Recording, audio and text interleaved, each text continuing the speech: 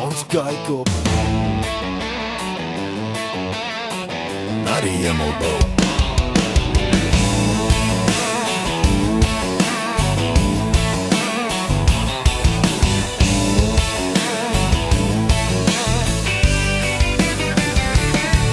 Ons Vader daarbo in die hemel, heilig is uw groot naam. Laat die koninkryk hier kom lewe in elke hart in hierdie land. Laat die wil hier deur ons werk, deur stof en sweet en elke dag. Nie my plan nie, nie my trots nie, maar uw pad wat vorentoe wag. Soos in die hemel laat het hier wees, laat die lig deur donker breek. Gee ons vandag ons daglikse brood, gee ons krag vir elke stryd. Leer ons om ander te vergewe, soos U ons vergewe elke keer. Lei ons weg van wat ons breek, bewaar ons van die donker nag.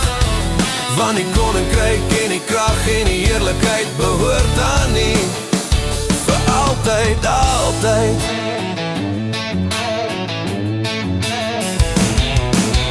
Wanneer versoeking hard kom klop en twyfel fluister in my oor, herinner my wie ek behoort aan, wie my naam in sy hande hou. Leer my om met oop hande te leef, nie vast te klou aan wat vergaan. Want elke asem, elke seën kom van U alleen vandaan. U is die Alfa en Omega, begin en einde van my lied.